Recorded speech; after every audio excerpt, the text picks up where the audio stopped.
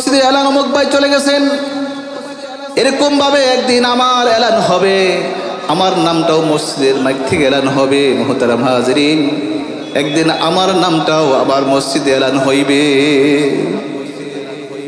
এই জন্য মসজিদে এলান হওয়ার আগেই আমলটা সুন্দর করা চাই। আসবে ডাক, আসবে, আমার নামটা মসজিদে এলান হবে।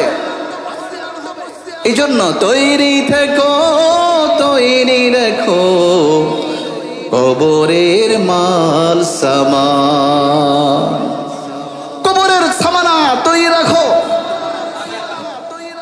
কবরের সামানাটা তুমি তৈরি রাখো। মুহতারাম হাজিরিন, বুদ্ধিমান তো ওই ব্যক্তি আল কাইয়িসু মান দারা নাফসাহু ওয়া আমিলা লিমা বাদাল মাউত।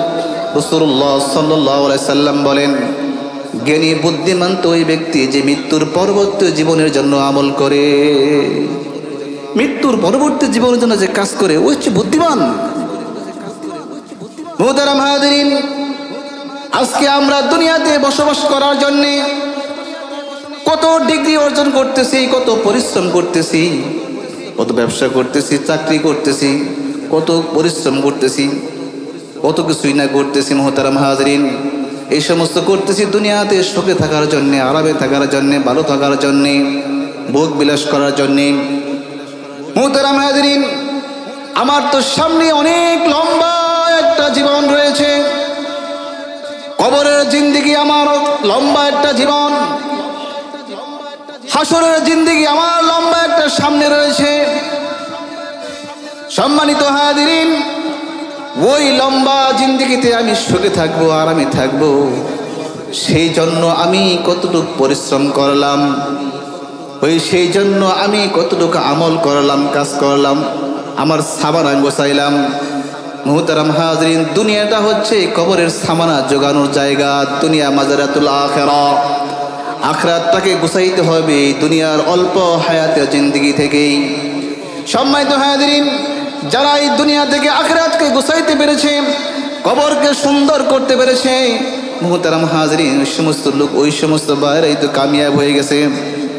আর যারা আজকে আমরা দুনিয়ার পিছিয়ে সময়টাকে ব্যয় করতেছি, দুনিয়ার পিছিয়ে আজকে সময়টাকে শেষ করতেছি, আমি কি একটু চিন্তা করি না আমার চক্ষুটা যদি বন্ধ হয়ে যায়, আমার শ্বাসটা যদি বন্ধ হয়ে যায়, আমার চক্ষুটা যদি বন্ধ হয়ে যায়, আমার অবস্থা কি হইবে? মুহতারাম হাজিরিন, দুনিয়ার কোনো মানুষ আমাকে সেই জায়গায় কোনো উপকার করতে পারবে না, কোনো সাহায্য করতে পারবে না। সেই জায়গায় সাহায্যকারী, উপকারী একমাত্র আল্লাহ। ইন্নাল্লাহ আলা কুল্লি শাইইন কাদির, সমস্ত ক্ষমতার মালিক হচ্ছে একমাত্র আল্লাহ। কে ভাই? আল্লাহ। কেউ সাহায্য করতে পারবে না সেই জায়গায়, কোনো বন্ধু থাকবে না, কোনো সাহায্যকারী থাকবে না, কোনো নাসির থাকবে না। মুহতারাম হাজিরিন, এই জন্য দুনিয়ার জিন্দেগি থেকে যতটুকু সময় আমার আল্লাহ রাব্বুল আলামিন নিয়ামত স্বরূপ দান করেছেন, ওই সময়টাকে কাজে লাগাইয়া আখিরাতের সম্বলটা কামাই করে নিয়ে যায়। যারা কামাই করতে পেরেছে তাদের কবর সুন্দর হয়ে গেছে, তাদের হাসর সুন্দর হয়ে যাইবে, তাদের ফুলসিরাত সুন্দর হয়ে যাইবে, তাদের মিজান সুন্দর হয়ে যাইবে, তাদের প্রত্যেকটা ঘাঁটি সুন্দর হয়ে যাইবে।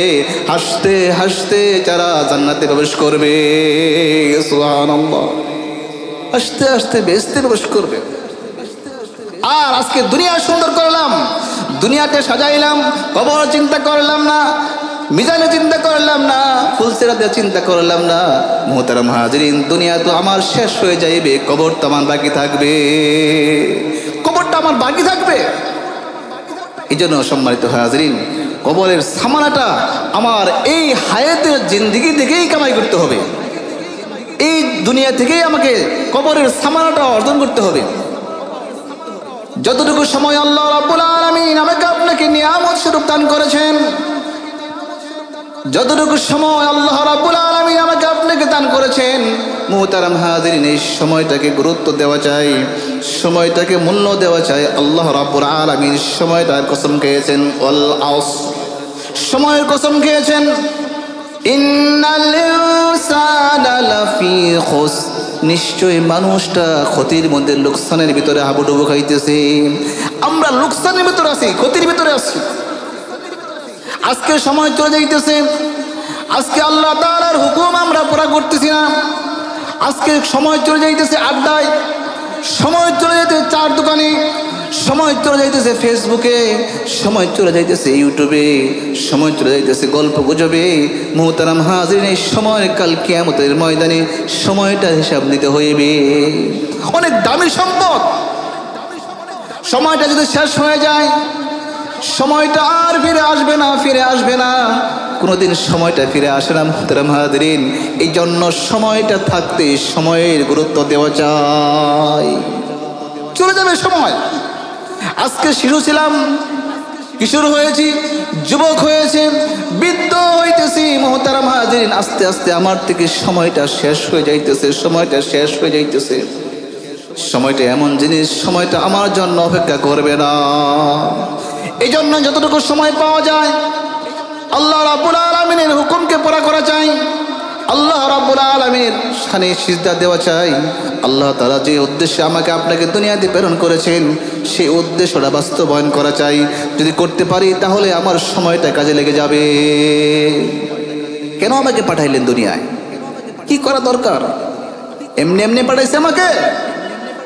শুধু দুনিয়ার খাবো আর ঘুমাইবো আর যা মন চাইবো তাই করার জন্য আল্লাহ দুনিয়াতে পাঠাইছে? রং তামাশা করার জন্য দুনিয়াতে প্রেরণ করেছে? না, একটা নির্দিষ্ট একটা ঘন্টি আছে, একটা নির্দিষ্ট একটা সীমা রাখা আছে। আল্লাহ রাব্বুল আলামিন দুনিয়াতে আমাকে আপনি কেমনি প্রেরণ করেন নাই শুধু শুধু দুনিয়ায় যাইবো আর ঘুমাইবো আর খাইবো না। অনেক সুন্দর করে, অনেক মায়া করে, অনেক যত্ন করে আল্লাহ তাআলা আমাকে আপনাকে দুনিয়াতে প্রেরণ করেছেন। অনেক যত্ন করে, অনেক মহব্বত করে আল্লাহ তাআলা আমাকে দুনিয়াতে প্রেরণ করেছেন। এই জন্য সম্মানিত হাজরিন, আমার সময়টাকে কাজে লাগাই, সময়টা আল্লাহ তাআলার দিকে মুতাওয়াজ্জহ হয়ে যায়। আল্লাহ তাআলা সময়টাকে আমাকে অনেক দামি একটা জিনিস, অনেক মূল্যবান একটা জিনিস আমাকে আপনাকে দান করেছেন। এই জন্য সময় থাকতে সময়ে গুরুত্ব দেই। দিতে পারে যদি আমার কবর সুন্দর হয়ে যাবে, আমার আখিরাত সুন্দর হয়ে যাবে, আমার ফুলসিরা সুন্দর হয়ে যাবে। আল্লাহ রাব্বুল আলামিন আমাদের সকলকেই ঈমান আমলের উপর থাকতে পারি, ঈমান নিয়ে কবর যাইতে পারি, কবরকে সুন্দর করতে পারি, সেই তৌফিক আল্লাহ তাআলা আমাদের সকলকে দান করুন।